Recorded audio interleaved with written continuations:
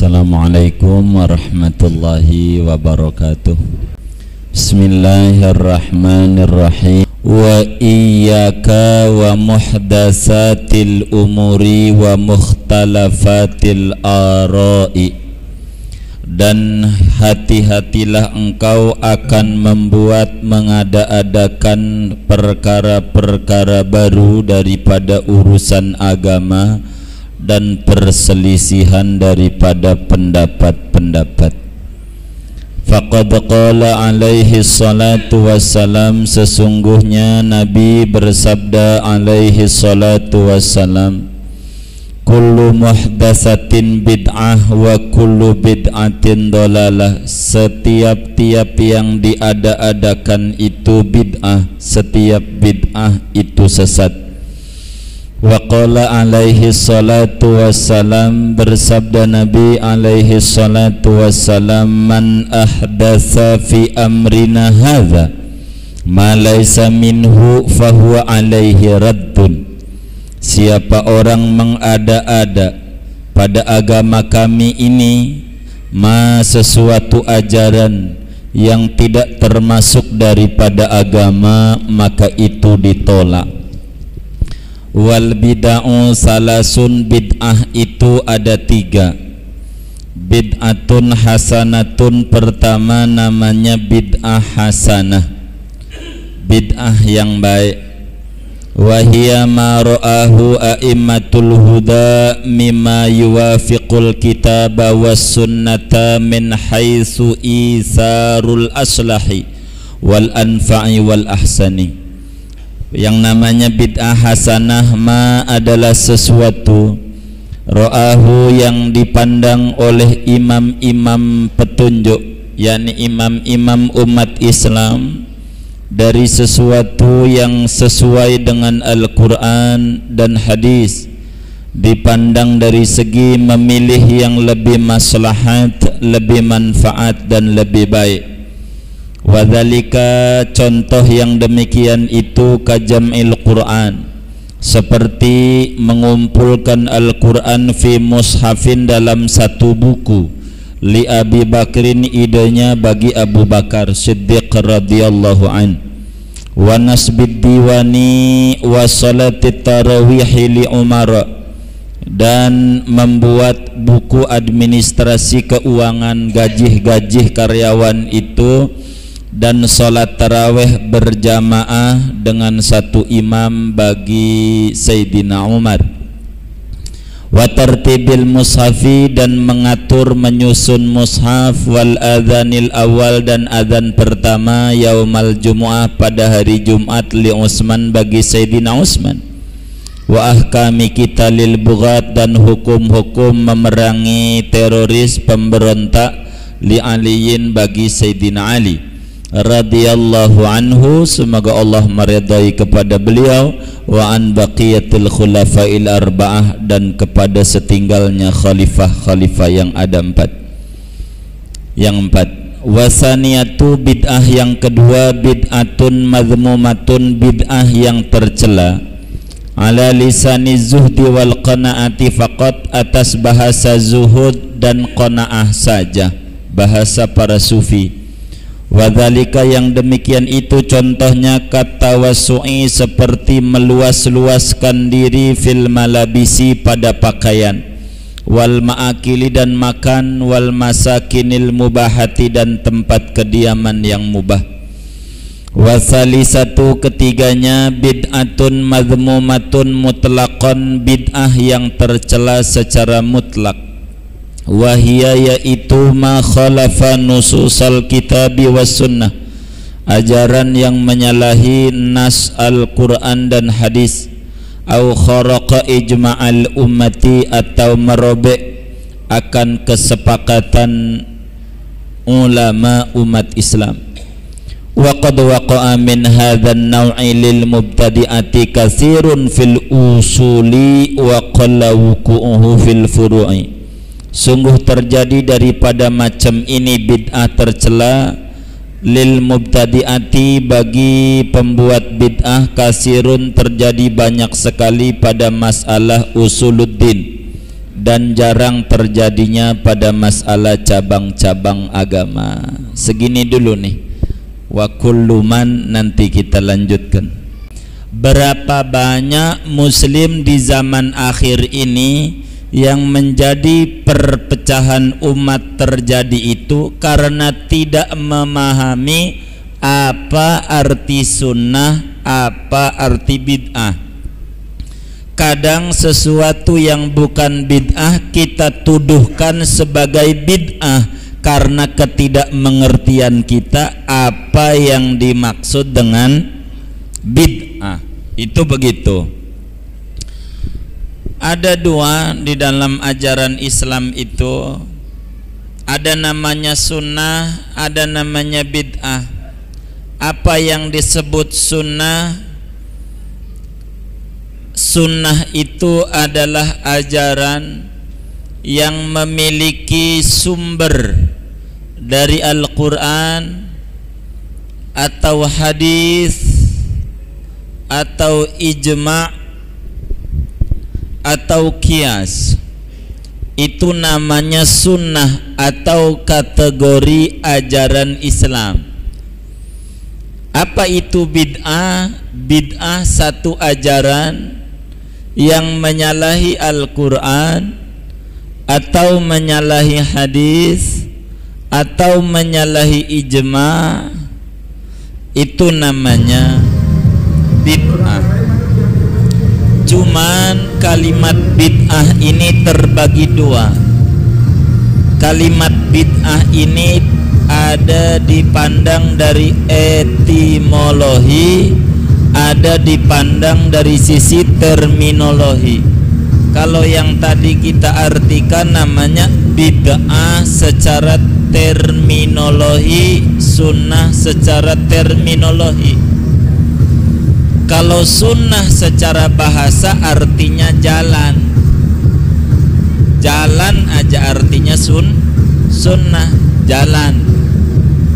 Yang dimaksud sunnah lawanan bid'ah bukan sunnah lawanan makruh, bukan sunnah lawanan wajib, bukan. Kalau sunnah, kalau ngomong bid'ah lawanan sunnah, itu sunnahnya bukan yang berarti wajib lawanannya, bukan berarti makruh. Jadi bid'ah itu sendiri apa? Bid'ah secara bahasa artinya thariqun lam yu'had fi zamanin nabi, satu ajaran yang tidak ada pada zaman nabi, namanya bid'ah secara bahasa. Yang namanya bahasa enggak usah diributin, wong artinya bahasa. Bada'a itu memperbuat yang belum ada contohnya. Bada'a bid'ah itu perbuatan yang tidak ada contohnya. Itu secara etimologi, secara bahasa. Kalau bahasa enggak usah diributin, kayak sholat. Sholat secara bahasa artinya doa. Bukan itu yang dimaksud oleh Allah, aqimis sholata, dirikan doa, bukan. Jadi harus dikembalikan kepada terminologi, kepada ta'rif dan definisi. Apa yang namanya bid'ah itu secara terminologi? Bid'ah itu adalah setiap ucapan atau perbuatan yang tidak ada dalil dalam Al-Quran, tidak ada dalil dalam hadis yang membenarkan perbuatan itu, namanya bid'ah. Sehingga dengan kita mengetahui definisi itu, kita tidak gampang-gampang dikit-dikit ngomong bid'ah. Enggak bakal membid'ahkan. Lah kan Nabi bilang kullu bid'atin dolalah. Setiap bid'ah sesat, pokoknya bid'ah apa aja, enggak begitu. namanya kita tidak memahami bahasa. Lafad kul itu artinya dua. Ada kul itu artinya seluruh, ada kul itu artinya sebagian atau sekumpulan. Seperti orang Indonesia main bola sama orang Malaysia, itu kan enggak semua-muanya. Semua enggak berapa ya? 11. Itu namanya kalimat itu jangan disalahin. Kalau ada orang ngomong orang Indonesia main bola sama Malaysia tuh, wah kagak muat. Jangan begitu, maknanya 11. Tidak semua, sekelompok orang. Mananya orang Indonesia main bola sama Malaysia, 11 orang dari Indonesia main bola dengan 11 orang dari, bukan semuanya. Disebutnya dalam istilah agama kul majmu', namanya kul majmu'. Lafad kul artinya sekumpulan atau sebagian. Ada kalimat kul artinya semua, yaitu kullu nafsin dha'iqatul maut. Itu semua. Semua yang punya nyawa pasti mati. Nabi, biar Nabi punya nyawa enggak dia? Punya, mati. Itu namanya kul jami'. Kul artinya seluruhnya. Kok bisa begitu? Begini, Allah sendiri yang bilang dalam Al-Quran. Karena itu kita tidak bisa mentafsiri Al-Quran. Begitu juga hadis, kalau kita tidak memahami 14 disiplin ilmu. Kalau nggak bisa itu, ya bagaimana kita mau mentafsiri? Wong barang mentah, nggak bisa ngolahnya, jadi repot. Kata Allah dalam Al-Quran, wa khalaqna minal ma'i kulla syai'in hayyin. Allah bilang wa khalaqna minal ma'i kulla syai'in hayyin. Bahasa kitanya kalau diartikan asal arti aja, kami ciptakan segala sesuatu dari air. Semua diciptakan dari air, apapun juga, termasuk jin dan iblis. Enggak begitu Allahnya. Kami ciptakan sebagian makhluk itu dari air. Ada yang bukan, yaitu jin. Khalaqnahu minnar, diciptakan dari api, itu bukan dari air. Itu namanya kul di sana, kul majmu'. Itu begitu. Kalau kata Imam Al-Akhdari dalam kitab Mantiq Sulamul Munawwarah tuh, beliau bilang al-kullu hukmuna 'alal majmu'i ka kullu dzaka laisa dza wuqu'i wa haitsu ma likulli fardin hukima fa innahu kulliyatun qad ulima. Kul tuh ada dua aja dah, ada kul jami', ada kul majmu'. Kalimat kullu bid'atin dolalah tuh artinya sebagian bid'ah itu sesat. Begitu tuh. Dari mana kok bisa begitu? Wong nabinya ngomong begini. Dalam hadis yang sahih yang satunya dalam riwayat Imam Bukhari, juga riwayat Imam Muslim dari Siti Aisyah radhiyallahu anha wa ardhaha, Nabi bilang man ahdasa fi amrina hadza ma laisa minhu fahuwa alaihi rad. Man akhdasa, siapa orang mengada-ada, fi amrina ay fi dinina, pada agama kami, ma laisa minhu, barang tu ajaran yang tidak ada kaitan dengan agama, itu ditolak. Kalau ada kaitan, ada sumber dari agama mah biar baru, kata Nabi, tidak ditolak. Itu begitu nabinya ngomongnya. Siapa orang mengada-ada ajaran, dalam Islam, nambahin ajaran prinsip tapi bukan teknis, begitu tuh, itu ditolak. Tapi kalau teknis masih ada sumbernya dari Al-Quran, enggak dikerjain. Zaman dulu kita kerjain tapi ada dalilnya, itu tidak dikata bid'ah, kecuali dikata bid'ah secara bahasa. Dikata bid'ah secara bahasa. Sebab Nabi juga bilang dalam hadis yang sahih di Bukhari, di Muslim dan banyak hadis, man sanna fil Islam sunnatan hasanatan falahu ajruha wa ajru man amila biha min ghairi an yunqasa min ujurihim syai'. Kata Nabi, siapa orang yang mengadakan ajaran yang baik, diamalin sama orang, dia dapat ganjaran sebagai penemu dan juga dapat ganjaran daripada orang yang mengerjakan apa yang dikerjakan oleh dia tanpa dikurangi ganjarannya barang sedikit pun. Ngomongnya nabinya sunnatan hasanah. Jadi bid'ah hasanah tuh bahasa yang lainnya sebetulnya dikata bid'ah hasanah tuh sunnah mustanbatoh namanya.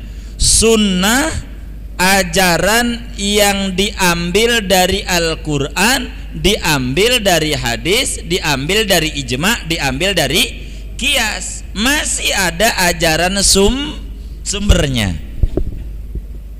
Kalau mau dikata bid'ah, maka bid'ahnya bid'ah hasan. Karena itu kata Al-Habib Al-Haddad, bid'ah itu ada 3. Pertama namanya bid'ah hasanah. Bid'ah hasanah ini ruang lingkupnya 2, bisa wajib, bisa sunat. Itu bid'ah hasanah. Cuman 2 ruang lingkupnya. Apa tuh yang masuk bid'ah hasanah? Yaitu satu ajaran, apakah itu ucapan ataukah perbuatan yang punya dalil dari Al-Quran, dari hadis, karena memiliki banyak maslahat, banyak kemanfaatan dan banyak kebaikan. Biar itu Nabi enggak kerjakan, maka itu dikata bid'ah hasanah. Itu begitu. Kalau bid'ah ini maknanya sesat, kalau sesat itu maknanya neraka, pokoknya bid'ah semuanya kagak ada dibagi-bagi tuh. Pokoknya bid'ah mau sesat aja, maka dia dengan sendirinya telah menuduh Sayyidina Abu Bakar, Sayyidina Umar, Sayyidina Utsman, berikut Sayyidina Ali dan ulama-ulama masuk neraka. Dia doang yang surga kosong. Diri dikit. Karena dia sudah mengkufurkan Abu Bakar secara implisit. Kenapa? Karena dia mendefinisikan bid'ah, pokoknya yang Nabi nggak kerjain aja dah. Kalau kita ngikutin apa yang Nabi kerjakan tanpa kita memandang tujuan, sempit kita punya gerak langkah. Begini nggak boleh, begitu nggak boleh dan sebagainya. Termasuk kita pergi haji. Rasulullah boleh dibuka dalam seluruh kitab hadis, ndak pernah haji pakai pesawat terbang. Naik unta mah jalan kaki. Mau kita jalan kaki dari Cililitan ke Mekah? Gempor-gempor dia gitu tuh. Bid'ah, ya bid'ah. Bukan begitu cara kita memandang ajaran. Enggak begitu. Enggak begitu. Wis bahasa gampangnya, untuk mengetahui bid'ah atau tidak kalau hadis mah puyeng, karena harus ngaji lama. Yang paling gampang kita menentukan nih bid'ah enggak sih? Caranya yang paling gampang begini aja. Kita ukur, ada 2 dato. Ada minyak babi cap unta, ada minyak unta cap babi. Ini yang paling gampang. Minyak babi cap unta hukumnya apa? Cap unta. Iya, capnya unta nih, hukumnya haram. Kalau minyak unta cap babi, cap babi halal. Itu namanya kita mengetahui ajaran itu apa bid'ah apa kagak, begitu. Sehingga kita jadi muslim kagak kaku, jadi muslim kagak kaku. Ajaran Islam itu cocok, relevan dalam setiap tempat dan waktu. Dimanapun Islam bisa hidup. Itulah hebatnya Islam. Jadi kalau ada arisan di kampung kita, tetangga kita ngadain arisan keluarga, jangan kita langsung neraka, nih arisan nih bid'ah. Sebab Nabi enggak ngadain, saya enggak ketemu tuh di Quran arisan, kata dia. Nabi juga dalam hidupnya enggak pakai arisan-arisan, RT RW begitu. Wah ini dolalah, neraka. Enggak begitu. Yang kayak begitu sempit hidupnya. Lihat apa sih arisan, tanya dulu. Apa tuh arisan? Oh ini silaturahim antar tetangga dan tetangga biar satu sama lain saling kenal. Biar jangan sampai tetangga kehilangan barang taunya dari pos kota sama lampu merah. Jadi biar kenal satu sama lain. Oh jadi arisan tuh silaturahim. Iya. Nah kita kaji silaturahim nih. Ada enggak dalilnya dalam Al-Quran? Ada enggak dalilnya dalam hadis? Begitu tuh. Ada enggak dalilnya anjuran agama suruh silaturahim? Lah, jadi bid'ah enggak arisan? Enggak, biar Nabi enggak ngerjain. Begitu, wis gampang. Enggak usah pakai puyeng-puyeng ngukur bid'ah apa kagak, begitu. Maulid modelnya. Jangan itu dulu, tanya apa tuh maulid? Tuh orang kumpul-kumpul silaturahim begitu. Kemudian dia baca ayat suci Al-Quran, kemudian dongeng cerita-cerita Nabi, kadang ditambahin cerita sejarah Nabi bagaimana. Kemudian orang sedekah makanan, diurut dah tuh sedekah ada enggak ajurannya, begitu tuh. Baca Quran ada enggak suruhannya, ceritain sejarah Nabi ada enggak perintahnya, begitu. Silaturahim ada enggak. Itu untuk mengukur bid'ah itu lihat isinya. Ini minyak babi apa minyak unta, jangan judul. Sebab kalau judul kayak tetangga aneh orang kampung di Serang sana, ketika ditanya hotdog, apa hukum hotdog? Hot panas, dog anjing panas, haram. Dia judul isinya roti sama daging. Wah enggak, biar namanya nasi kucing ke, isinya apa? Lah nasi. Begitu tuh. Ada judulnya bakso setan. Wih macam-macam tuh di jalanan saya naik tuh mobil tuh, saya baca rawon setan. Pada waktu ke Jakarta Barat saya baca itu di Batusari itu bakso tengkorak. Bakso tengkorak. Ya namanya orang begitu tuh. Kenapa orang sekarang nih udah nyeleneh? Karena itu bikinlah makanan yang judulnya aneh. Dia demen, ya diturutin sama pembisnis. Jangan kaku judul apa ke, yang penting dia begitu. Jadi kita jangan main di tataran judul. Baru kita tidak kaku dalam agama. Apa itu 7 bulanan? Gitu dulu. Dia baca Quran, dia sodako, dia berdoa minta selamat. Lah diurut. Doa minta selamat dilarang enggak? Dia kagak, orang semuanya pengen ya Allah, ya itu aja. Jadi bid'ah enggak, bukan begitu. Setiap ajaran, ucapan, perbuatan yang memiliki nas, sumber dari Quran, sumber dari hadis, sumber dari ijma, itu biar tidak dikerjakan di zaman Nabi, enggak ada, itu tidak bid'ah. Kecuali kalau mau dikatakan bid'ah, ditambahin bid'ah hasanah. Bid'ah hasanah itu sama dengannya sunnah mustanbatoh, ajaran yang diambil dari Al-Quran dan hadis. Prinsipnya ini teknis praktek itu begitu.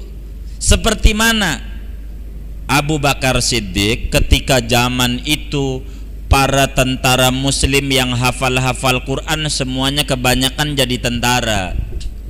Ini bisa hilang nih Quran karena pada mati ditembak-tembakin musuh yang alim-alim. Nih bisa orang cililitan kagak bisa baca Quran, bisa dongeng doang. Kalau begini jangan di pelapah kurma, karena zaman Nabi ditulisnya di batu-batu, di pelapah kurma. Maka kemudian itu Abu Bakar memunculkan ide sesudah Nabi wafat, dibukukan, dibikin buku di Abu Bakar tuh. Ide rapihnya di zaman Utsman.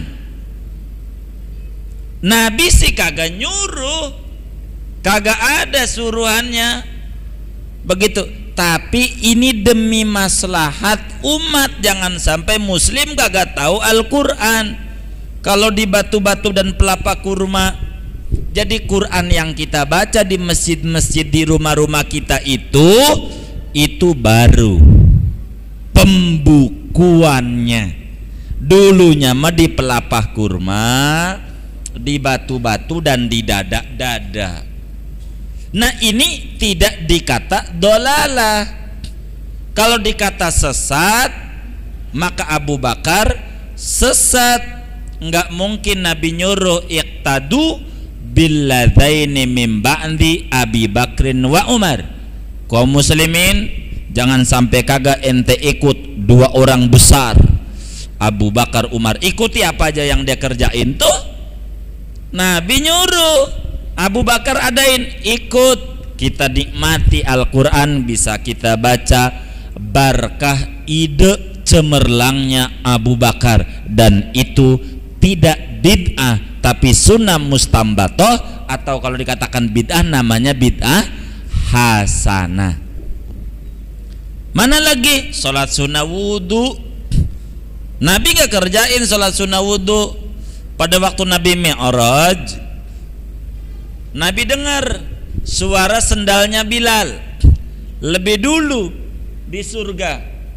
Ketika Nabi itu ketemu Bilal, Bilal ditanya, ya Bilal, hadisni biarja amalin minka. Bilal, tolong dong ceritain ente, apa menurut ente daripada amalia Islam yang menurut ente paling bagus.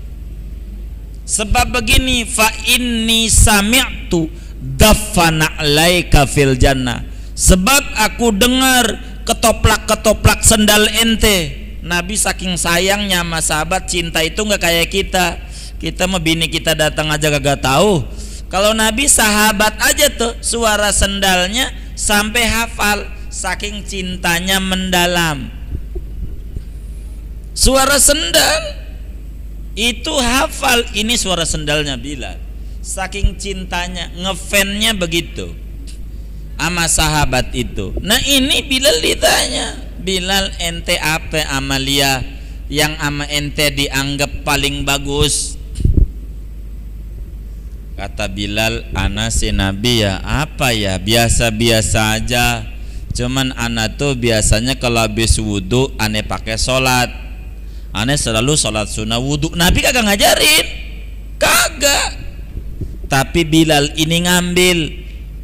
Nabi pernah bilang, as-sholatu khairu maudhu'in. Sholat itu paling bagusnya pekerjaan. Dari sana Bilal akalnya berjalan. Wah bagus, habis wudhu dipakai sholat sunnah wudhu aja gua, enggak pakai izin sama Nabi. Tapi ini isinya enggak apa-apa. Tuh namanya bid'ah hasanah, atau bahasa yang lain sunnah mustambato. Begitu juga di zaman Sayyidina Umar. Bukan masalah taraweh 20 nih, kagak ngaruh sama 20. Yang Umar punya bukan 20. Kalau 20 mah dari Nabi. 20 ini bukan Umar punya, itu dibenturin. Umar, kalau 20 Umar, kalau 11 Aisyah. Umar sama Aisyah deketan mana sama Nabi? Begitu, bukan begitu. Itu namanya pertanyaan yang menjebak, tidak bersumber dari agama. Bukan begitu. Kalau 20 itu dari Nabi. Seluruh mazhab itu sepakat 20. Yang 11 itu adanya di Indonesia aja. Di dunia manapun, hatta Mekah Madinah itu sampai detik ini 20. Mekah Madinah itu begitu. Jadi yang Umar yang mana? Nih dulunya 20-nya masing-masing. Sholatnya di rumah masing-masing. Wong nabinya nyontoinnya 3 malam doang. 3 malam nih berjamaah. Habis 3 malam masing-masing. Enggak berjamaah. Di zaman Sayyidina Umar, Abu Bakar masih masing-masing terawihnya tuh. Habis Isya bubar-bubar aja. Terawih di rumah masing-masing. Kata Sayyidina Umar, kalau saya kumpulin jadi satu imam, nih syiar nih. Kata Sayyidina Umar. Jadi di waktu itu imamnya Ubay bin Ka'ab. Saya lupa yang perempuannya ini nih ngimamin. Perempuan lain lagi imamnya, laki-laki lain lagi. Nah ide itu dari Umar, ide berjamaah. Ide berjamaah, bukan ide 20 rakaat. Karena itu prinsip, nambah-nambahin rakaat nggak boleh. Ini ide menyatukan. Nah Umar lah yang mengangkat untuk taraweh 20 berjamaah. Bukan 20-nya, berjamaahnya. Sampai Ali bin Abi Thalib, Umar meninggal itu luar biasa nangisnya. Orang pada pulang, Sayyidina Ali diam di kuburan Umar. Ya Allah, kasih nur yang banyak sama kubur Umar.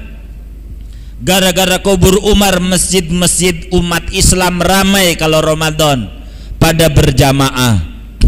Tuh begitu, berkat Umar punya ide. Nabi sih nggak nyuruh. Tuh begitu. Itu bid'ah hasanah. Ngumpulin tuh bid'ah hasanah. Nabi udah bilang dalam sebuah hadis riwayat Imam Abu Dawud, Tirmidzi, Ibnu Majah dari Irbad bin Sariyah. Kata Nabi, innahu man ya'ish minkum ba'di fasayara ikhtilafan katsira. Kaum muslimin, siapa yang hidup sesudah kematianku pasti banyak perbedaan-perbedaan. Karenanya fa'alaikum bisunnati, ente jangan jauh-jauh, jangan tinggalin sunnahku. Wa sunnatil khulafai rasyidin, dan sunnah. Nabi nggak ngomong bid'ah, ngomongnya sunnah khulafai rasyidin, sunnah mustanbatoh, ajaran para sahabat. Itu begitu. Atu alaiha bil nawajid, pegang yang erat, karena ajaran itu tidak menyimpang dari agama. Begitu tuh. Di zaman Sayyidina Utsman azan 2 kali. Kalau qobliyah Jumat itu bukan zaman Utsman. Qobliyah Jumat zaman Nabi pun udah ada qobliyah Jumat itu. Salat qobliyah Jumat tuh itu mah bukan diada-adain nama orang. Qobliyah Jumat ajaran NU bukan. Nggak ada itu yang namanya qobliyah Jumat ajaran NU, bukan. Ajaran Nabi, tinggal apa NU apa Muhammadiyah yang mau ikut ajaran Nabi, itu aja. Jadi nggak ada kaitan, wong Nabi itu sebelum ada NU udah ada. Jadi bukan ajaran NU, ajaran Nabi. Kami bukan orang NU, kami bukan orang Muhammadiyah. Kami mencoba kita jangan mengedepankan organisasi, Kita kembali kepada ajaran. Karena perpecahan umat di Indonesia selalu ribut antara organisasi dan organisasi. Itu bukan ajaran Nabi. Ajarannya Qobliyah Jumat itu begitu. Apakah Muhammadiyah ngerjain Qobliyah Jumat? Kalau orang Muhammadiyah itu kiainya, atau kalau dia bukan kiai, anggota Muhammadiyah, ngaji yang benar, ngikut sama pimpinan yang di Salatiga, dia baca, ditanya itu pimpinan Muhammadiyah, Majlis Tarjih Muhammadiyah, adakah Qobliyah Jumat? 4, kata Muhammadiyah. Itu jawab 4. Itu ulama-ulama Muhammadiyah mengambil hadis riwayat Imam Tirmidzi. Tinggal kita aja ikut siapa? Apa ikut organisasi NU, apa Muhammadiyah, apa Ahmadiyah? Ahmadiyah nggak ada Qobliyah Jumat. Ahmadiyah. Ada sahabat namanya Sulaik Al-Ghatafani.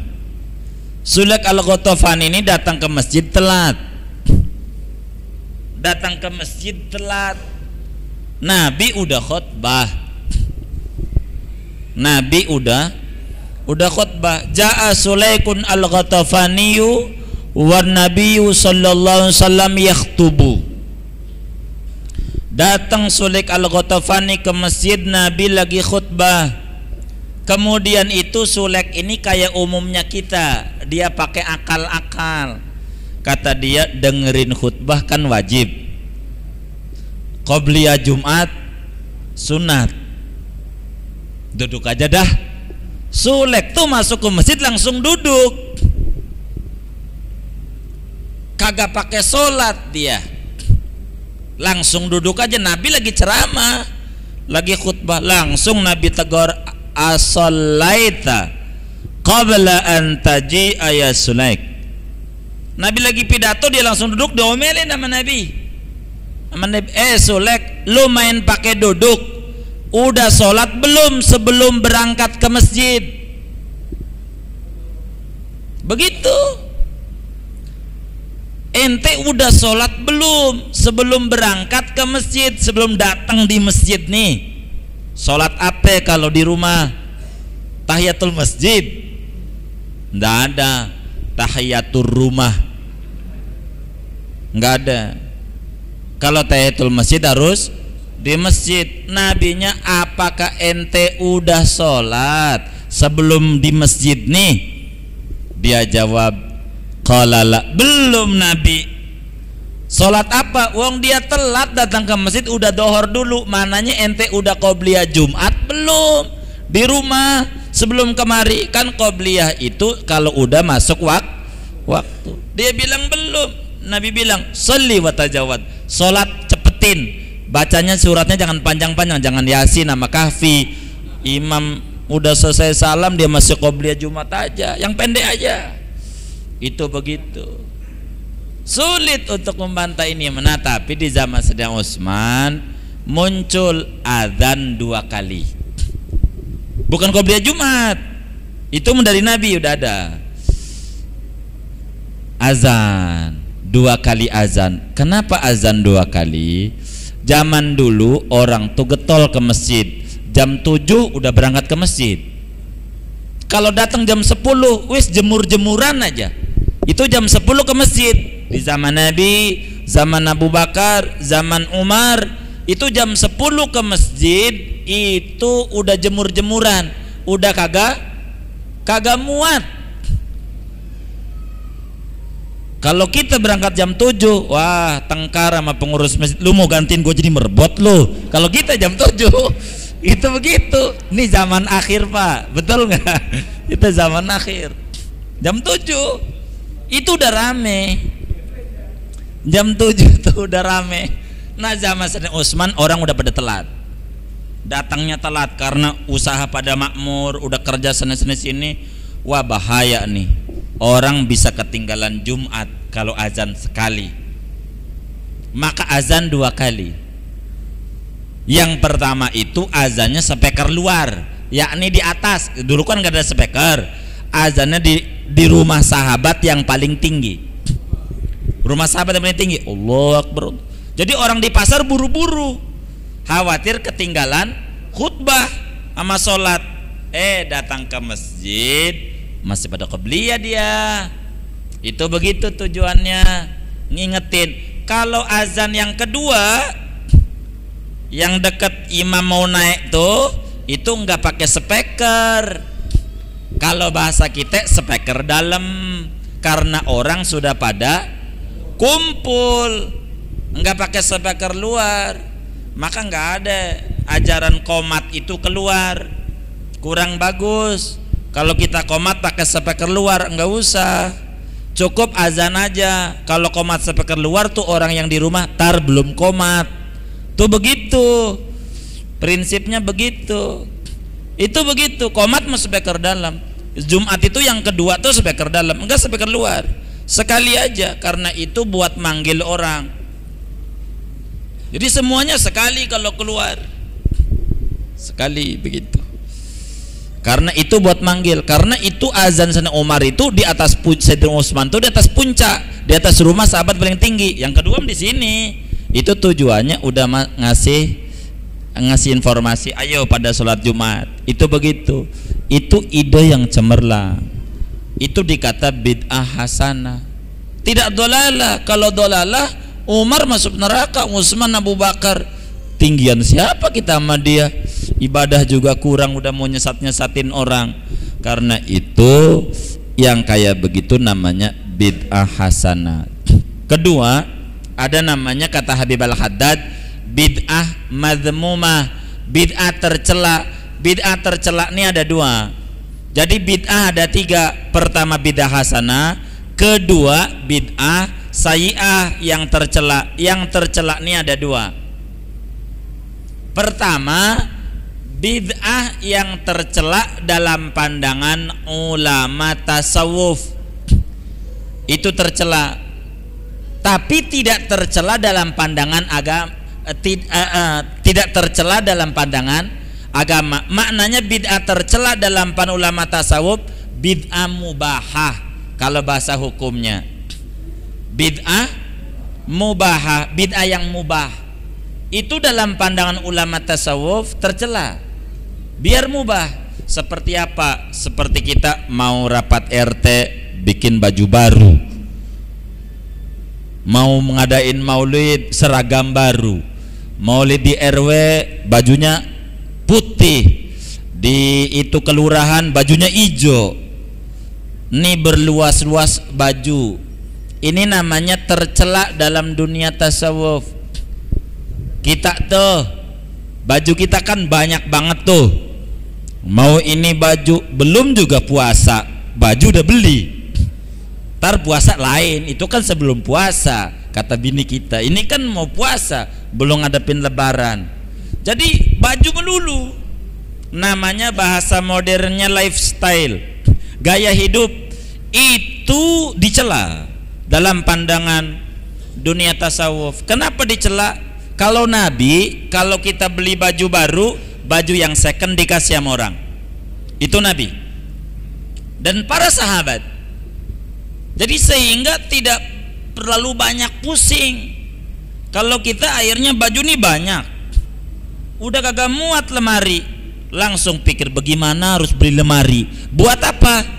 Baju bekas lemari tuh, karena nggak kepake yang ini, akhirnya kita rumahnya penuh baju bekas, dipakai kagak. Buat apa? Dalam dunia tasawuf itu namanya kurang bagus. Kalau baju bekas kasih sama orang yang layak pakai, kasih. Itu Nabi dan para sahabat. Itu tercela kita. Ada handphone baru beli, handphone baru beli, sampai mati kita nggak ada habisnya. Gitu. Biarin orang kata Asia ada HP jelek. Kan orang cela HP-nya orang miskin, biarin.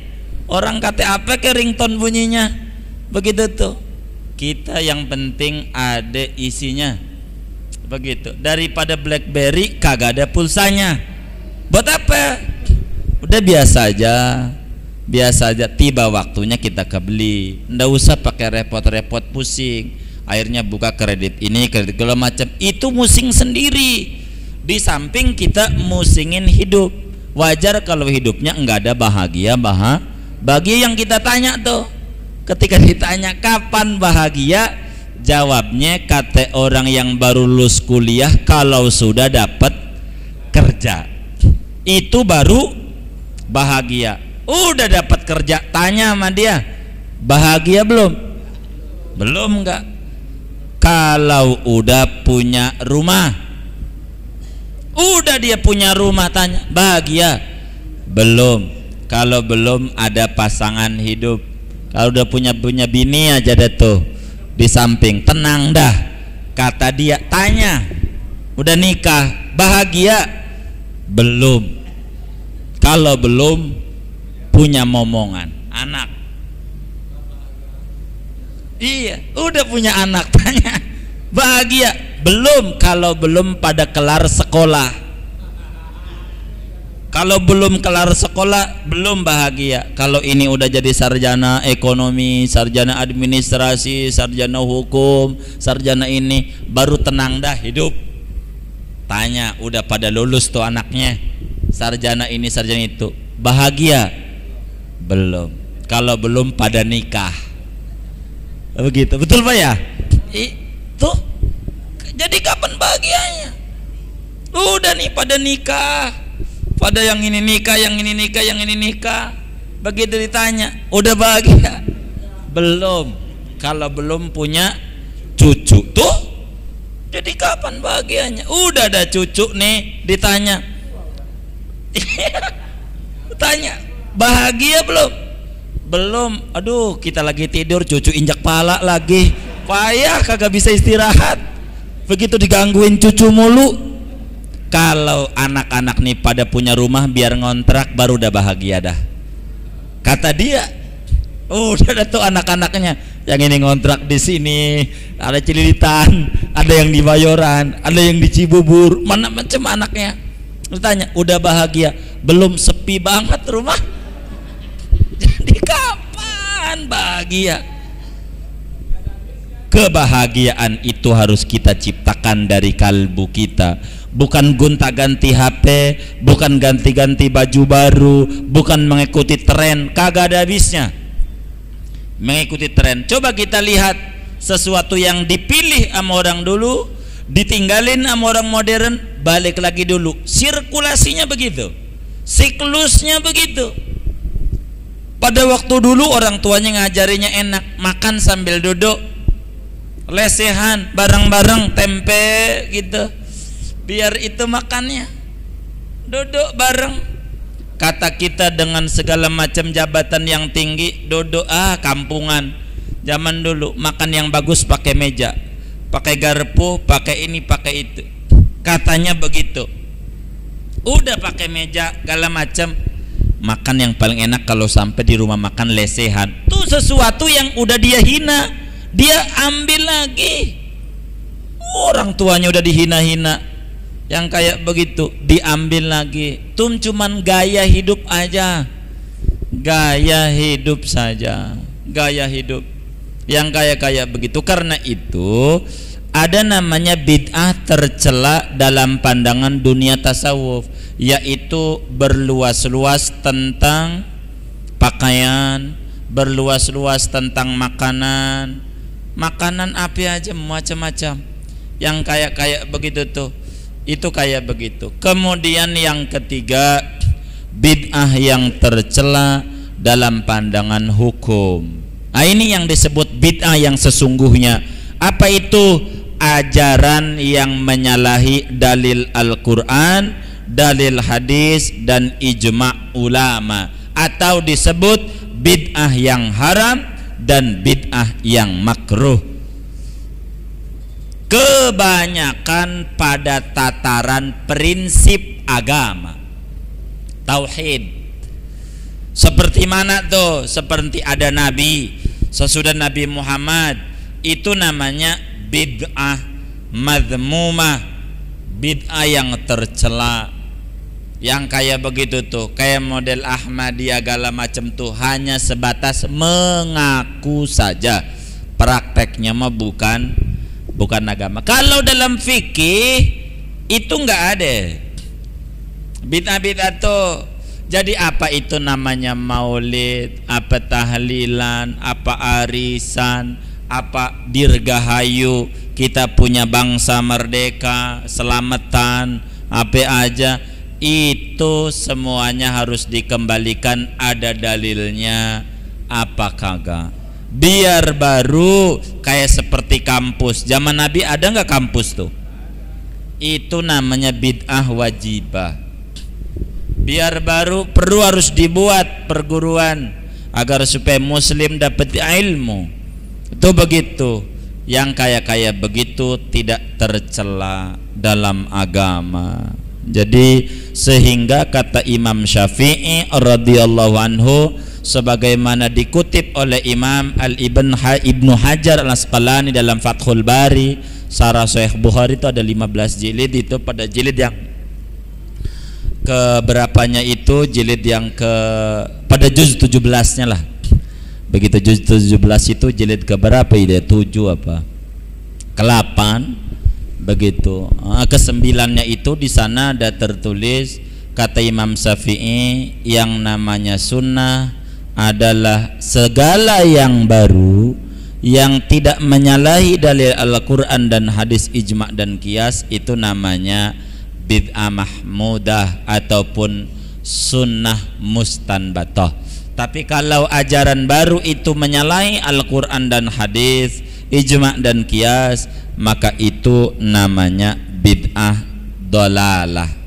Begitu tuh, namanya bid'ah dolalah. Ini sajalah daripada kita punya ngaji, ternyata bid'ah itu tidak semuanya sesat. Ada bid'ah yang sesat, ada bid'ah yang terpuji, yang bagus. Begitu tuh. Jadi kalau ada orang mengatakan semua bid'ah itu sesat, dia kurang memahami atau dia belum ngaji kitab Risalatul Mu'awana. Kan begitu ya. Itu udah ada pembagiannya. Segini aja lah, nanti besok terlalu panjang. Mungkin ada yang ditanya dari materi kita. Sebelum doa silakan. Jazakumullahu khairal jaza. Jazakallahu khairan katsira. Bapak Ibu sekalian bertanya silakan. Ya, Pak.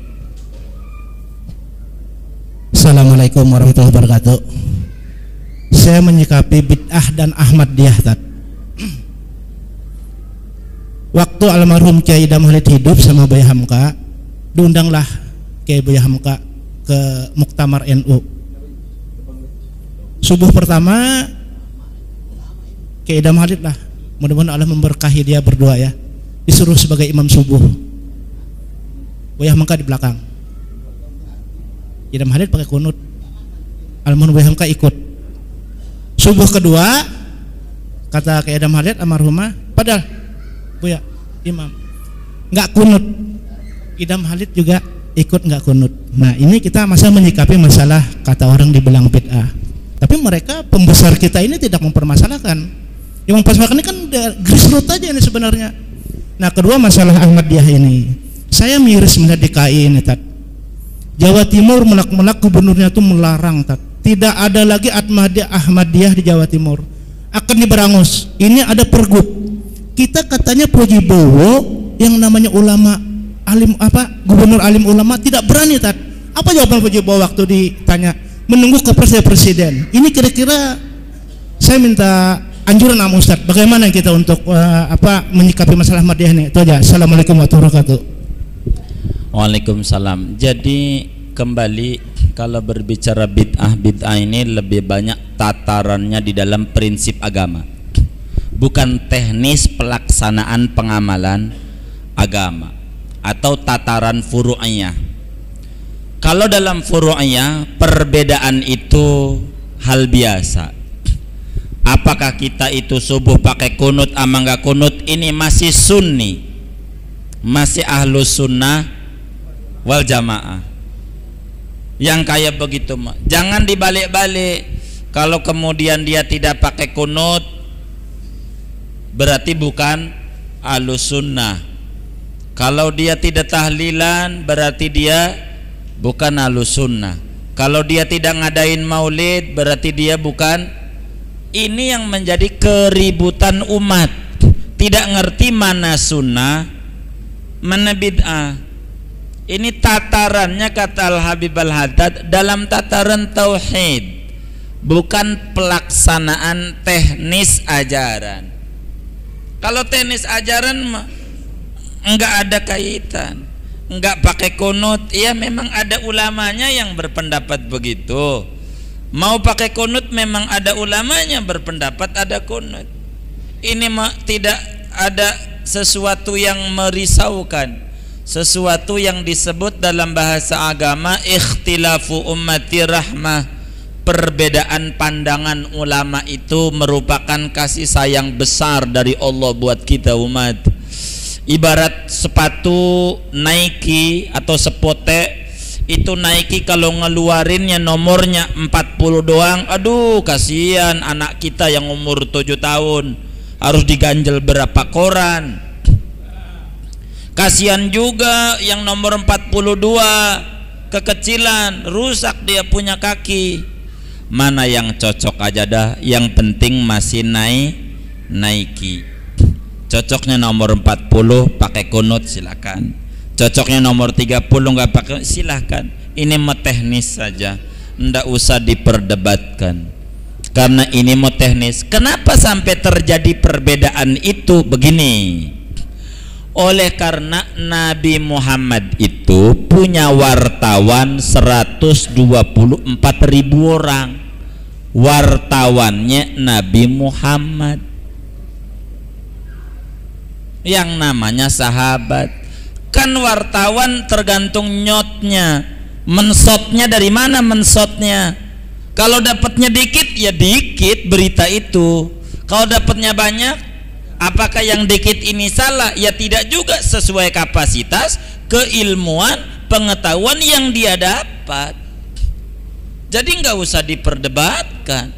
Kalau masalah Maulid Amanggamut itu jangan sampai menjadi perpecahan umat, tahlil segala macam itu. Saya paling tidak demen. Seperti orang meninggal prinsipnya 4: dimandikan, dikafankan, disolatkan, dikubur. Ini prinsip. Menyalahi ini bid'ah.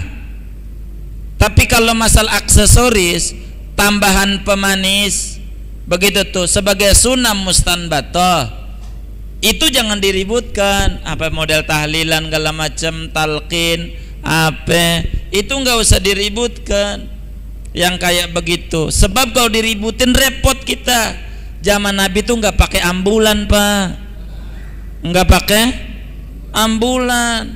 Entar kalau pakai ambulan kita bid'ain, mayit siapa yang gotong? Bawa ke tanah kusir jauh banget dari Cililitan. Kapan nyampenya?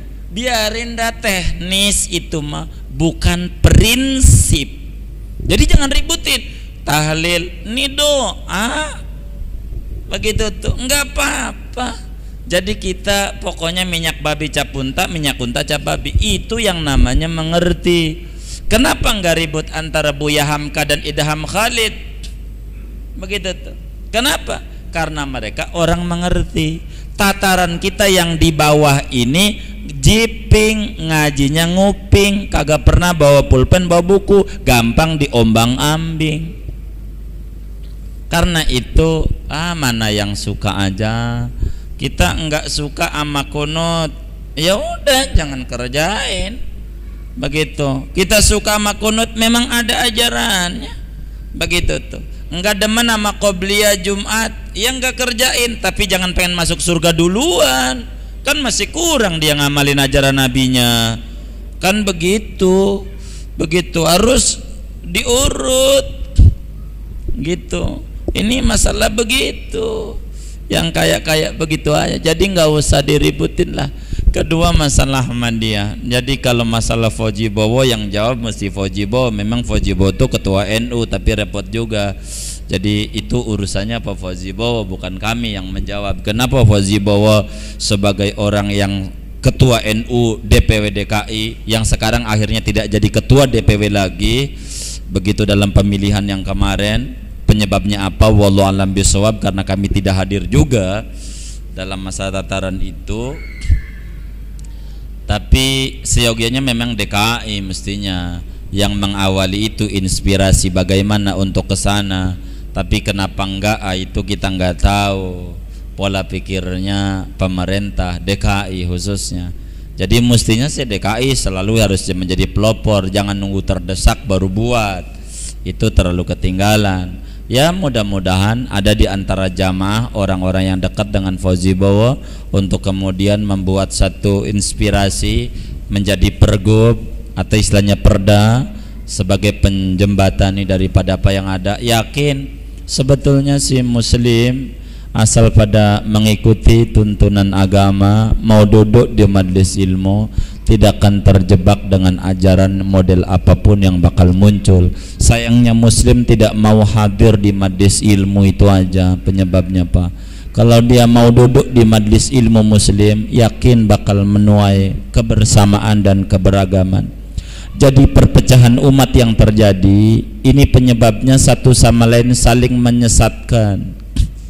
Kita sebagai orang mungkin demen maulid, doain orang yang tidak demen maulid supaya dia mau mengerti. Tapi kalau dia udah buat, jangan kita celak, lo berubah tuh namanya muslim gak benar. Kalau kita dia doain orang supaya dia bikin maulid, udah bikin maulid kita acungi jempol, cakep, begitu, kami demen dah. Jangan kita musuhin. Maulid apaan lu, kagak baca buku rawi berjanji, itu namanya muslim kagak bener yang kayak begitu. Dan kami dapati di Jakarta begitu, kami hantam berapa kali itu yang kayak begitu. Sian PKS apaan itu nggak ngadain maulid. Allah kasih sadar dia bikin maulid, dicela juga sama kawan kita. Dia bikin maulid cuman ceramah doang, nggak baca rawi, masih dicela. Ini muslim apaan yang kayak begini? Percis kayak saudara kita, ajak saudara kita nggak sholat. Lu ngapain nggak sholat? Udah sholat, ngapain tumben lu sholat? Ini namanya muslim yang tidak benar. Jadi kita nih ini hanya teknis mengamalkan agama. Mau ngadain maulid, prinsipnya bagaimana muslim kenal Nabi. Enggak pakai media begitu, enggak apa-apa. Ini satu media, jangan kita ributin teknis. Yang harus diributin prinsip. Gara-gara muslim ngeributin maulid ama enggak maulid dan lain sebagainya, Nail Amstrong udah sampai bulan kita masih ngurusin itu mulu. Kapan majunya kita? Prinsip muslim jangan ribut satu sama lain, jangan mau dipecah belah. Ini hanya teknis pengamalan agama.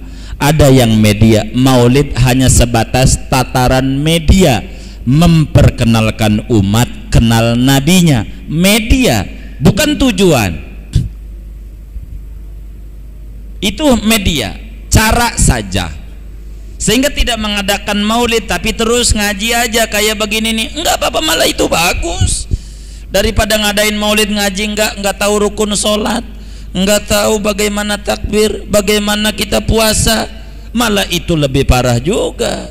Jadi karena itu kita nggak usah ributin teknis. Orang pakai baju lewat atas dulu silahkan, mau celana dulu silahkan. Ini yang penting nutup itu prinsip.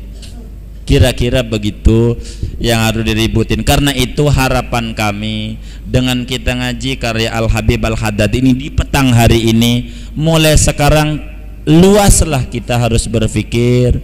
Jangan menyalahkan orang, jangan menyesatkan orang. Kita suka ambil, kita nggak suka jangan. Tapi jangan celah. Kita nggak doyan ayam, jangan kemudian ayam itu haram. Kita nggak doyan maulid, jangan kita katakan maulid itu haram. Sebab bahaya. Kalau sampai ada umat tidak kenal sama nabinya, bahaya juga. Kalau kita udah kenal, alhamdulillah. Jangan kemudian nyela ama yang belum kenal biar kenal. Bahaya itu. Karena itu jangan kita meributin teknis di dalam dakwah agama. Kalau itu diributin perpecahan umat, sampai kapanpun kita akan bisa diombang-ambing oleh orang-orang agama lain. Karena itu biarlah apa Muhammadiyah, apa yang disebut organisasi NU, apa saja itu hanya sebatas organisasi, jangan dibawa-bawa ke masjid. Itu mah Jadi kita beragama mah beragama saja. Kita doyan azan 2 kali silahkan lah, azan sekali nggak apa-apa, tapi jangan dicela azan 2 kali. Wong itu Nabi juga nyuruh, fa'alaikum bisunnati wa sunnatil khulafair rasyidin. Kalau azan sekali baru fa'alaikum sunnati, baru ngamalin ajaran Nabi doang. Wa sunnatil khulafair rasyidin baru dicoret, nggak diamalin. Begitu. Jadi kita nggak usah diributin. Saya kira begitu. Mudah-mudahan kita bersama, kalau ada apa saja yang muncul di kemudian hari, modelnya apa aja, kita harus ukur apakah minyak babi cap unta apa minyak unta cap. Kita harus lihat esensi ajaran, jangan lihat judul penamaan. Saya kira itu yang paling bagus. Wallah. Sudah? Baik, kalau sudah kita baca doa saja, baca Fatihah. Mudah-mudahan duduknya kita di majelis ilmu, Allah ampuni dosa-dosa kita, Allah angkat derajat kita, Allah berikan kita ilmu yang bermanfaat, Allah berikan kita rezeki yang halal yang luas buat bakal ibadah kepada Allah Subhanahu wa taala, umur yang panjang untuk menutupi kekurangan kita di masa lalu demi hari esok yang lebih baik lagi. Allah berikan kita ilmu yang bermanfaat, dada kita dibuka diisi dengan ilmu yang manfaat, diisi dengan rahmat yang banyak oleh Allah, yang dengan rahmat itu kita mengenal hak adalah hak dan kita bisa mengikutinya, batil adalah batil dan kita mampu untuk menjauhinya sejauh-jauhnya. Mudah-mudahan air hayat kita ditutup sebagaimana Allah tutup air hayat salafus saleh dengan